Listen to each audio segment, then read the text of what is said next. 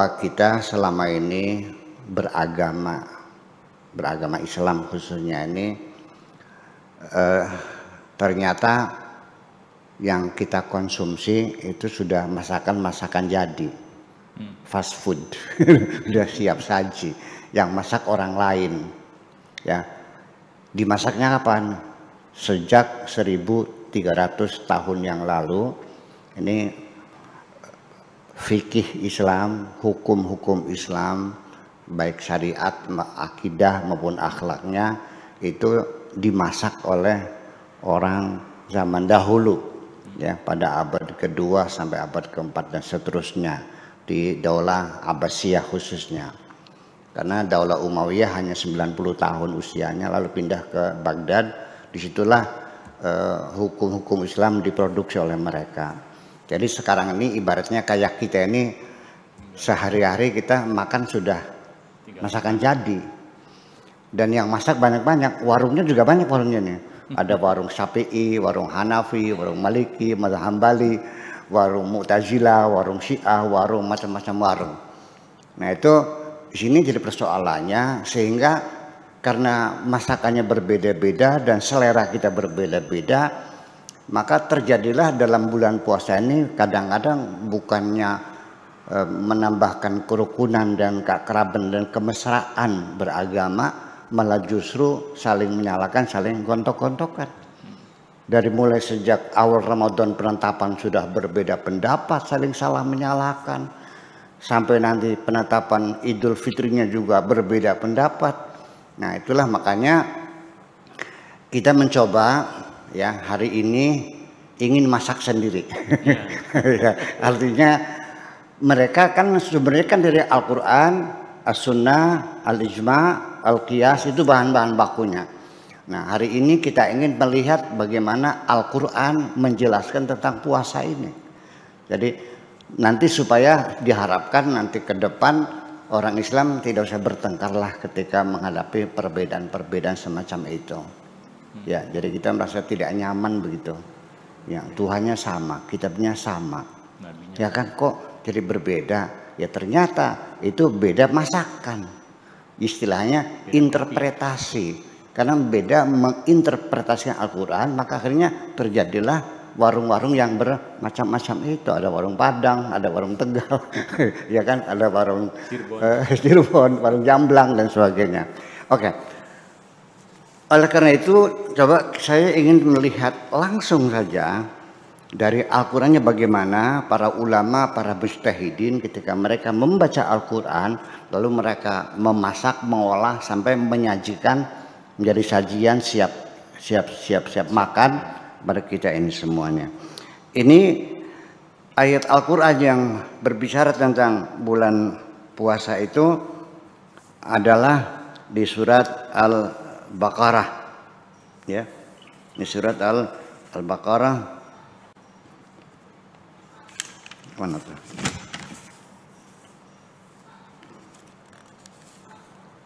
Oh, jadinya lepasnya. Coba cari dulu bentar.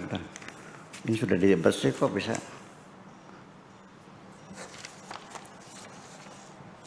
Satu 183 ya.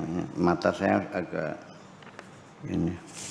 Ayat 183 yang awalnya berbunyi ya ayyuhalladzina amanu kutiba alaikumus-syamu kama kutiba alal ladzina min qablikum la'allakum tattaqun ayyaman ma'dudat faman kana minkum maridan aw ala safarin fa'iddatun min ayyamin ukhar wa 'alal ladzina yutiqunahu fidyatun ta'amu miskin faman tatawwa'a khairan fahuwa khairul lahu wa antasumu khairul lakum in kuntum ta'lamun.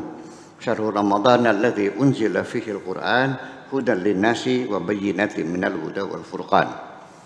Faman syahida minkum syahra falyasumhu wa man kana maridan aw ala safarin fa'iddatun min ayyamin ukhar. Yuridullahu bikumul yusra wa la yuridu bikumul usra wa litukmilul 'iddata wa litukabbirullaha ala ma hadakum la'allakum tashkurun. Wa idza sa'alaka ibadi fa inni qaribun ujibu da'wata da'i idza da'ani falyastajibu li wal yu'minu bi la'allahum yarshudun. Itu adalah ayat-ayat tentang bulan puasa. Kita mulai. Pertama,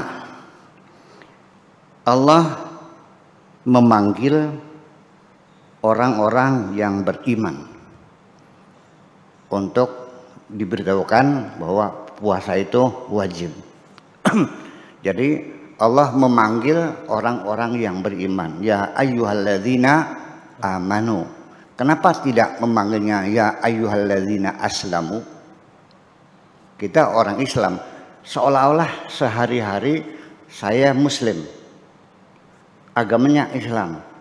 Tetapi setiap Allah akan memerintahkan sesuatu, yang dipanggil adalah keimanan, orang yang beriman. Kenapa demikian?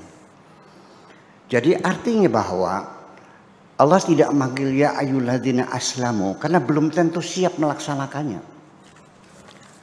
Yang sudah siap melaksanakan itu adalah orang-orang yang telah beriman. Jadi kalau demikian maknanya bahwa level keimanan itu lebih tinggi daripada keislaman.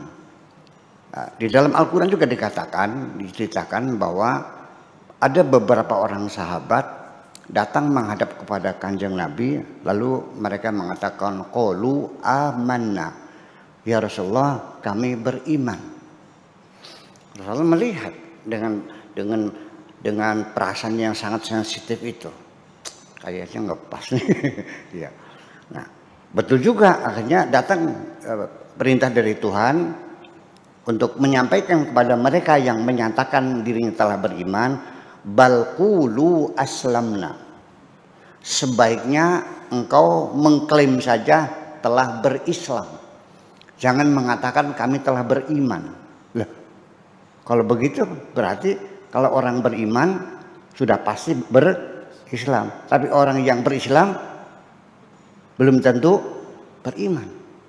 Itulah makanya yang dipanggil adalah orang yang beriman, ya ayyuhalladzina amanu. Kenapa? Apa sebabnya mereka itu diperintahkan untuk menyatakan telah berislam, jangan beriman?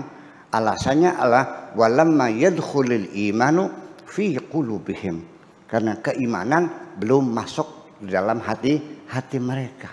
Jadi mereka sudah sholat, sudah zakat, sudah puasa, sudah haji, sudah sah kita sebut sebagai muslim. Tapi apakah dia mukmin? Belum tentu. Karena belum tentu orang yang muslim itu juga mukmin. Jadi kalau Islam itu lebih didominasi oleh persoalan syariatnya semacam itu. Ini satu demikian. Kemudian yang kedua, setelah Allah memanggil ya ayyuhalladzina amanu kutiba alaikumus syamu. Kutiba dalam bahasa Indonesia sebenarnya kan diwajibkan. Di dalam bahasa Arab, kataba itu berbeda dengan wajaba, berbeda dengan faradha. Faradha artinya lain, fardu. Wajaba wajib.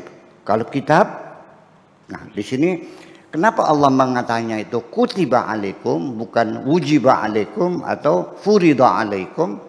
Pada banyak ayat sering furida, tetapi di sini puasa kok kenapa kutiba?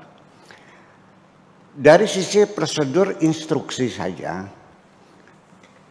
ada perintah secara lisan, ada perintah secara tulisan, itu beda.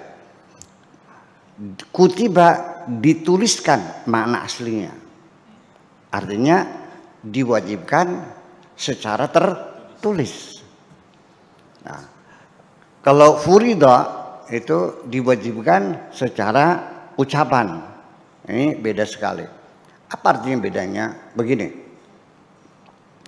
sesuatu perintah yang disampaikan dengan lisan, Pak Fakar besok datang ke rumah ya, dengan Pak Fakar besok engkau saya angkat menjadi kepala sekolah sanawiyah di pondok ini. Nah, perintah yang sifatnya resmi itu pasti harus dengan secara tertulis. Jadi sudah ada SK-nya, ada memorandumnya, ada stempelnya, ada tantangannya, nah itu sudah menjadi perintah yang sifatnya sangat kokoh sekali. Tetapi kalau furidah saja, itu bisa saja ada pengecualian-pengecualian atau bisa saja dirubah satu ketika.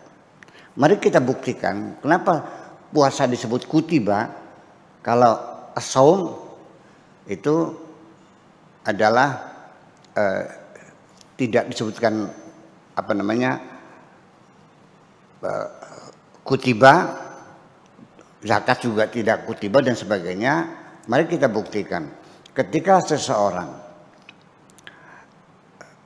jatuh atau datang haid, dia tidak sholat, ya begitu salah suci lagi diqodho enggak. Tapi bulan puasa, perempuan tentang haid, dia kan tidak boleh puasa. Nanti Syawal dibayar enggak? Jadi karena perintahnya lebih kokoh. Kutiba alaikum. Itu satu. Kemudian kama kutiba alal ladzina min qablikum, seperti juga puasa ini diwajibkan bagi bangsa-bangsa sebelum kita sekarang ini. Artinya di setiap negara, di setiap bangsa, setiap agama itu tradisi berpuasa itu sudah ada. Di semua agama ada. Kita di Jawa juga ada tradisi puasa. Ada yang puasanya sampai jam 10 ya. Ada puasanya sampai asar jam 4. Ada lagi puasanya 3 hari berturut-turut. Ada lagi puasa tidak makan yang bernyawa. Ada lagi dan sebagainya puasa. Di Amerika, suku Indian itu, mereka dulu puasa setiap tahun itu selama 12 hari. Kemudian suku bangsa di Eskimo juga puasa selama 15 hari. Tapi sekarang tradisi itu sudah hilang karena mereka sudah tidak, apalagi kalau sudah menjelang dingin ya, itu nggak mampu sekali, berat sekali. Itu. Alladzina kama kutiba 'alal ladzina min qablikum la'allakum tattaqun. Ini target, tujuan. Ya, maksud daripada puasa ini la'allakum tattaqun, supaya engkau bertakwa. Artinya puasa ini untuk meningkatkan ketakwaan. Sekali lagi bahwa ketika untuk meningkatkan ketakwaan ini karena salah persepsi, maka konklusinya berbeda. Implementasinya berbeda. Aplikasinya berbeda. Jadi kalau persepsi salah ya kesannya salah semua. Sementara ini kita kan mengkonsumsi masakan sudah matang. Yang kita baca dalam kitab-kitab fikih itu, takwa itu didefinisikan adalah melaksanakan segala perintah Allah dan meninggalkan segala larangan Allah. Jadi artinya puasa ini supaya kita, kan begitu. Saya ulangi lagi. Takwa itu menurut definisi para fuqaha melaksanakan segala perintah Allah dan meninggalkan segala larangan Allah. Puasa ini tujuannya untuk meningkatkan takwa. Jadi puasa ini tujuannya supaya kamu melaksanakan semua perintah Allah dan meninggalkan semua larangan Allah. Kan begitu jadi masalahnya. Yang jadi masalah saya nanya, jujur saja Pak Afkar, menurut Anda di dunia ada nggak orang yang bisa melaksanakan segala perintah Allah dan menjauhi segala larangan Allah? Tidak. Itu jadi persoalan. Kalau nggak ada, ya jangan ngomong dong. Masa kita mau bicara sudah nggak ada? Nah, kita kembali bahwa la'allakum tattaqun ini adalah berawal dari kosakata waqa yaqi wiqayatan. Maknanya berhati-hati. Maknanya waspada. Dalam peribahasa Arab disebutkan al-wiqayatu khairum minal ilaj. Preventif itu lebih baik daripada kuratif. Jadi takwa ini adalah meningkatkan kewaspadaan, bukan melaksanakan segala perintah Allah dan larangannya. Kenapa? Karena waqa yaqi itu lafif mafruq ya. Fa fi'il dan ain fi'ilnya adalah dipisah dengan ainul fi'li. Waqa yaqi. Maka kata benernya qu anfusakum wa ahlikum nara. Waqa yaqi diikutkan wazan ifta'ala menjadi iutaqa. Kemudian wawunya diganti dengan ta menjadi ittaqa, lalu adjektifnya isim fa'ilnya menjadi al-muttaqun, orang bertakwa. Jadi artinya meningkatkan tahun itu artinya berhati-hati, meningkatkan kewaspadaan kita semuanya. Itu maknanya waqa. Jadi begini. Ketika kita keluar ternyata hujan rintik-rintik. Kita kembali lagi. Ambil apa? Ambil payung. Itu ketakwaan. Atau kita keluar rumah di malam hari gelap gulita, kita balik lagi ngambil apa? Mengambil baterai, sentolop kata orang Jawanya. Ya. Nah, itu Anda berarti bertakwa. Ya, preventif. Barangkali hujan. Nah, adapun ketika setelah keluar di jalan, ternyata ketika baterainya dipejet nggak nyala, karena baterainya udah habis, ya Anda tidak dianggap sembrono, tidak dianggap gegabah. Anda sudah cukup berhati-hati, cukup berwaspada. Atau ketika keluar, begitu hujan turun, begitu dikembangkan payungnya sobek. Nah itu namanya kealpaan, kekeliruan, segala itu Allah menjamin la junaha alaikum fima akhtatum, tidak ada dosa bagi kamu kalau kamu melakukan kekeliruan seperti itu. Ya, yang dosa itu walakin ma ta'ammadat qulubukum, ketika ada kesengajaan kamu untuk melawan. Ya, hatimu sengaja melawan perintah Tuhan, itu baru dosa. Nah, situlah makanya baru bisa terjadi kalau begitu. Ya orang bertakwa banyak kalau begitu mah. Siapa saja yang hati-hati bertakwa. Kalau yang melaksanakan perintah Allah ya nggak ada. Nggak ada orang yang bisa menjauhkan segala larangan Allah dan bisa melaksanakan segala perintah Allah. Nah ini kemudian ayam ma'dudat, beberapa hari ini dikisahkan Nabi dulu sebelum diperintahkan puasa ini setiap bulan itu puasa 3 hari. Ya, terutama juga bulan Asyura juga puasa. Nah, setelah turunnya ayat ini, maka yang diwajibkan hanya bulan puasa saja. Ayyam ma'dudat, hanya beberapa hari. Tradisi puasa di mana-mana berbeda-beda. Ada yang 4 hari, ada yang suku Indian itu 12 hari, di Eskimo itu ada 15 hari, di Jawa juga, di Bali juga, semuanya ada puasa-puasa macam itu. Kama kutiba 'alal ladzina min qablikum.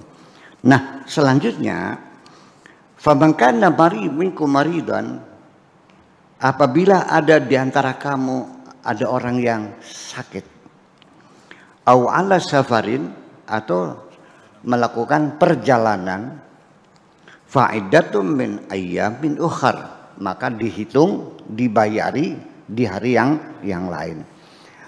Anda bulan puasa ini karena ini orang bekerja di bank ya, jadi kadang-kadang ya sesudah mendesak harus berangkat ke Jakarta, ya kan begitu, dalam perjalanan atau juga tiba-tiba jatuh sakit karena corona barangkali kan gitu, mudah-mudahan tidak terjadi gitu ya. Nah di sini diberi korting oleh Tuhan, diberi dispensasi, boleh kita makan, tidak meninggalkan puasanya, tetapi nanti bulan Syawal dilunasi, namanya qada. Itu. Wa 'alal ladzina yutiqunahu, dan bagi orang-orang yang tidak mampu melakukan puasa, dia tidak dalam perjalanan dan dia tidak sakit, dia dalam keadaan sehat, hanya karena usia lanjut, karena jompo, ya usia sudah 95 tahun, jalan saja sudah dituntun-tuntun. Dia tidak sakit, sehat, dicek darahnya sehat, tensinya ya 130, kolesterolnya 140, normal semuanya, cuma udah jompo. Nah, bagi orang yang semacam itu, fidyatun ta'amu miskin. Nah, di situ maka dia sudah tidak lagi berkewajiban untuk melakukan puasa, tetapi dia harus membayar fidyah. Seberapa besar fidyahnya? Yaitu 1 kali makan orang miskin. Lalu ukurannya apa? Standarnya nggak bisa ditentukan dengan jumlah 100.000, 50.000, tidak. Standarnya kembali kepada situasi dan kondisi yang ada di sekitar itu. Kalau dia tuh orang tinggalnya di kampung seperti di sini Kertasmaya, makannya itu di warteg. Berapa warteg? 15. Nah, berarti setiap hari dia boleh tidak puasa, boleh makan, tapi dia bayar fidyah 1 kali makan orang miskin 15.000. Tapi kalau andanya punya sawahnya 100 hektar, biasa makan di restoran di Cirebon, di Pizza Hut, menghabiskan 100.000 sekali makan, ya Anda ya sekali makan ukuran Anda. Jadi ukuran pribadinya ya. Kalau Anda setiap hari makannya berapa? Ya 20.000. Ya berarti ketika Anda nanti jompo itu, nanti Anda bayar 20.000 setiap hari ngasih makan orang miskin itu. Itu fidyatun ta'amu miskin.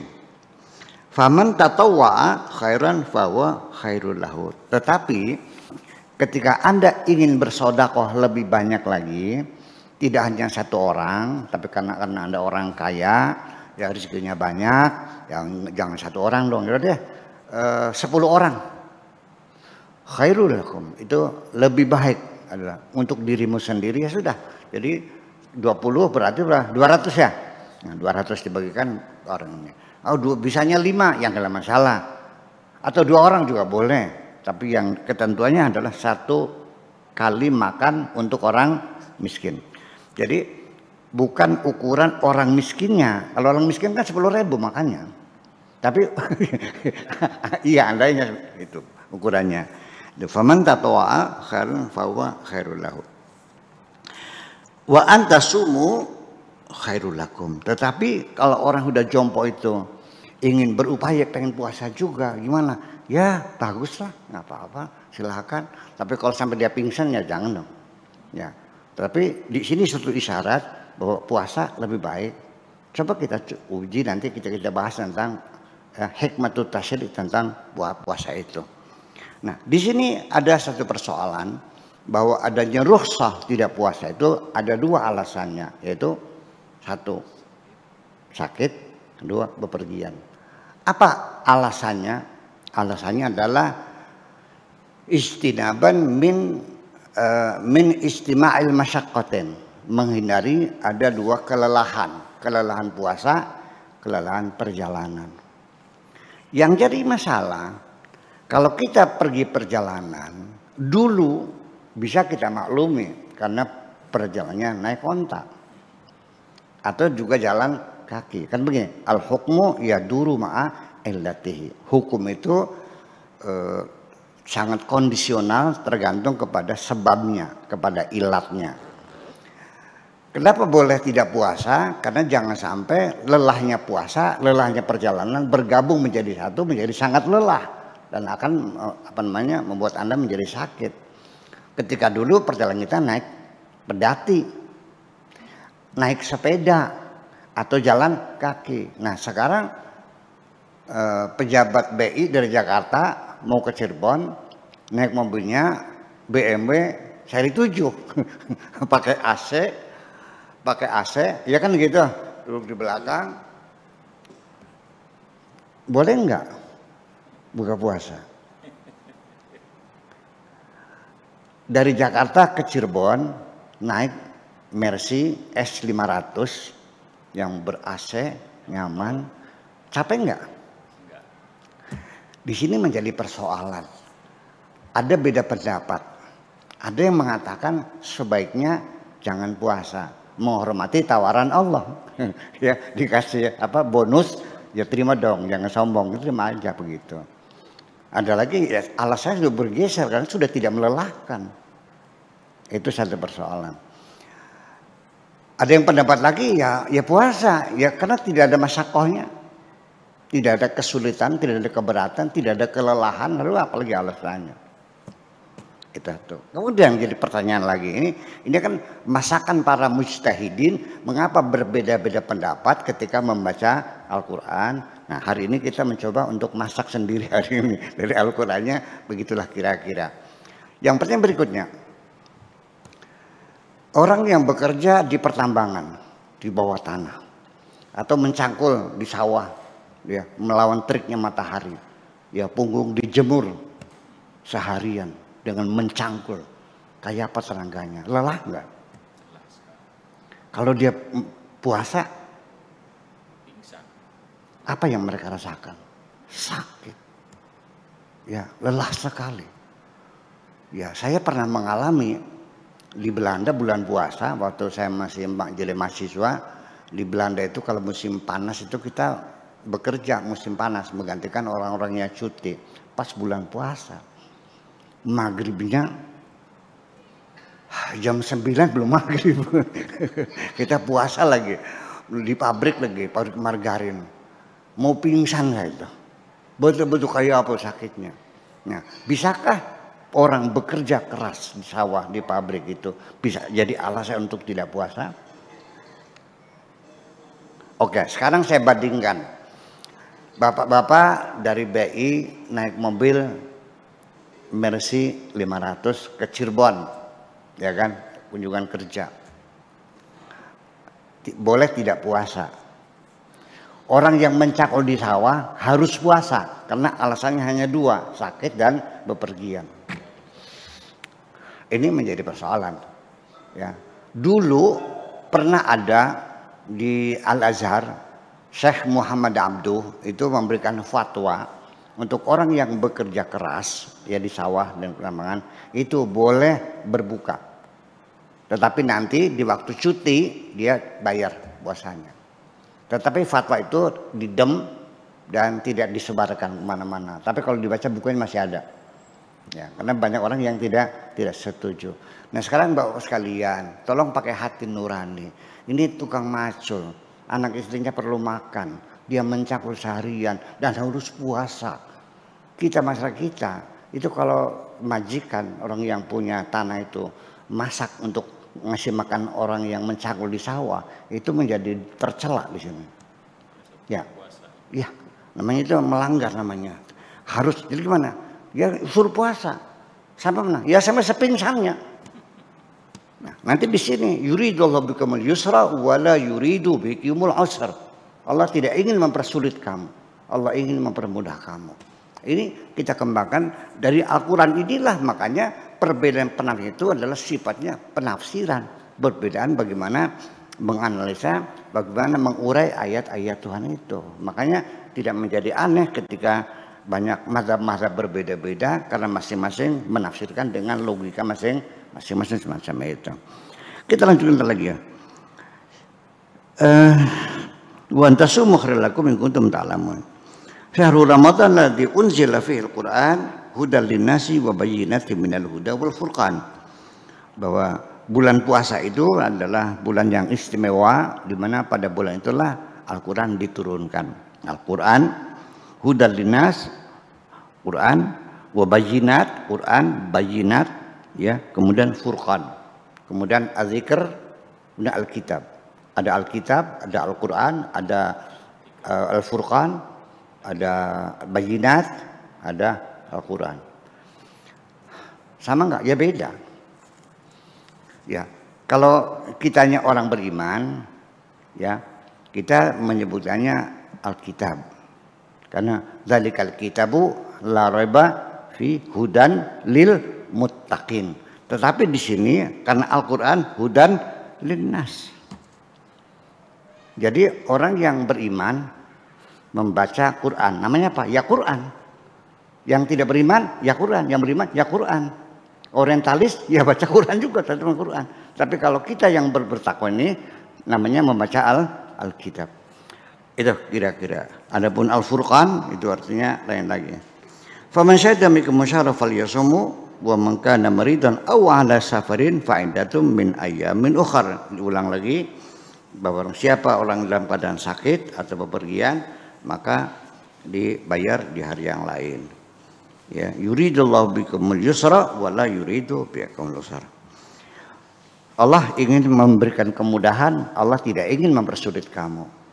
Ya, mana mungkin Allah menyuruh orang yang bekerja seharian di sawah, tukang beca, narik angkutan begitu jauh ya. Kemudian dia puasa juga, tega enggak? Tapi ini fatwa ini enggak jalan nih. Karena umat Islam masih menghendaki, belum setuju bahwa orang pekerja keras itu boleh ini. Jadi sepingsannya aja ya. Oke. Itu nanti kita bicarakan nanti.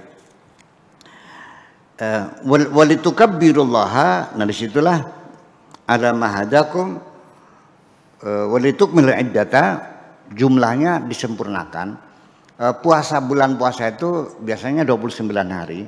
Tetapi ketika kita menghadapi kesulitan ru'yah, langitnya mendung sehingga kita tidak bisa melihat hilal, maka walitukmil iddata digenapkan menjadi 30 hari. Nabi juga pernah satu kali puasanya 30 hari. Kebanyakan puasanya 29 hari saja.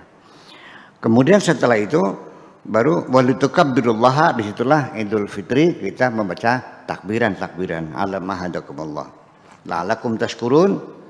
Nah, terakhir ditutup ayat puasa ini, wa idza sa'alaka ibadi fa inni qarib. Apa hubungannya puasa dengan apabila ada orang bertanya kepada kamu tentang aku, kata Allah, katakanlah aku ini dekat. Fa inni qaribun, aku ini dekat. Ujibu da'wata da'i, akan kukabulkan doanya orang yang berdoa kepadaku. Idza da'ani, kalau dia berdoa kepadaku, falyastajibuli, mintalah pengkabulan kepadaku, wal yu'minu bi, dan percayalah kepadaku, la'allahum yasudun. Ini artinya bahwa orang berdoa ketika sambil berpuasa itu ada jaminan dari Allah, ujibu da'wata da'i. Bagaimana engkau berdoa, perutmu buncit kayak orang hamil, ya kan, makanan sekenyang-kenyangnya lalu berdoa. Jadi artinya ini satu isyarat bahwa ketika kita memohon kepada Allah, berdoa apa saja, ingin punya anak, ingin anak kita bisa masuk jadi pegawai negeri, bisa ini sekolah luar negeri, apapun kepentingan ini, tolong dibantu dengan berpuasa. Karena Allah sangat dekat dengan orang yang berpuasa. Jadi pengertian dekat dengan Allah itu sendiri sebetulnya bukan persoalan jarak, tapi persoalan rasa. Kalau persoalan jarak, Allah itu aqrabu ilaihi min hablil warid, lebih dekat dari urat nadi kita. Jadi kalau dengan masalahnya jarak, Allah sudah dekat kok. Sudah sangat dekat sekali, sudah tidak ada jarak kok. Lebih dekat dari urat nadi. Dari di mana Tuhan itu? Jadi orang yang belajar ingin mendekatkan diri kepada Allah itu artinya dengan berpuasa, dengan banyak berzikir, dengan banyak melakukan ritual-ritual, sholat sunnah, i'tikaf dan sebagainya. Akan tetapi saya melihat bahwa untuk mendekatkan diri kepada Allah, jalur ritual dengan jalur kepedulian sosial di dalam puasa, menurut saya lebih efektif mendekatkan diri kepada Tuhan melalui jalur kepedulian sosial. Mengapa demikian? Karena puasa ini meningkatkan ketakwaan kita. Salah satunya adalah menumbuhkan kepedulian sosial. Mari kita uji. Ketika kita masuk bulan puasa, ada perubahan dalam diri kita. Kita mulai mempedulikan masyarakat kita. Mulai kita mudah terharu melihat orang sengsara. Mulai kita memperhatikan tetangga ini punya lauk pauk enggak, punya takjilan enggak. Sampai dapur tetangga diperhatikan. Nah, ini tangga depan dari siang dapurnya itu enggak ada asapnya. Tolong dong dilihat sana, bagaimana? Anaknya pergi, datang lagi, mama katanya nggak punya beras. Kita sedang berpuasa, bapak-bapak sekalian, lalu mendengar ada tetangga kita yang punya beras. Apa yang terjadi? Langsung diambilin berasnya, ini berasnya, ambil, ini duitnya 10.000 buat beli lauknya. Begitu dermawan. Yuk kita bulan puasa kita berkunjung ke teman. Semua kue keluar, betul nggak? Jadi kedermawanan, kepedulian sosial itu muncul dalam bulan puasa. Akan tetapi, kenapa begitu saya puasa masuk bulan Syawal, kok pikirannya nongol lagi? Nah, ini kita harapkan mudah-mudahan puasa ini setelah menimbulkan kepedulian sosial, ya saya harapkan casan ini bisa untuk selama 11 bulan ke depan gitu. Jangan Syawal udah lupa lagi, kita pikir lagi macam itu.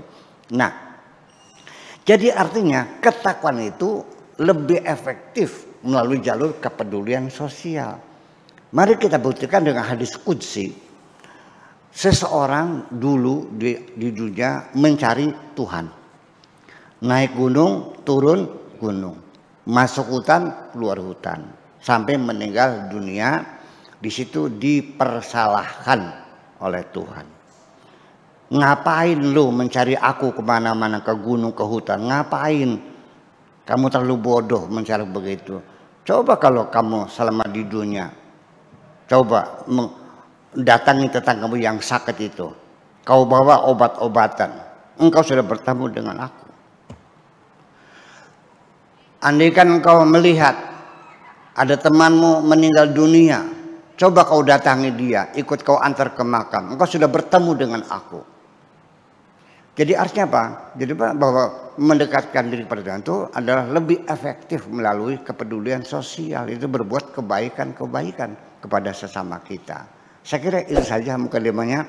Lalu kita lanjutkan dengan diskusi dan selanjutnya. Terima kasih. Assalamualaikum warahmatullahi wabarakatuh.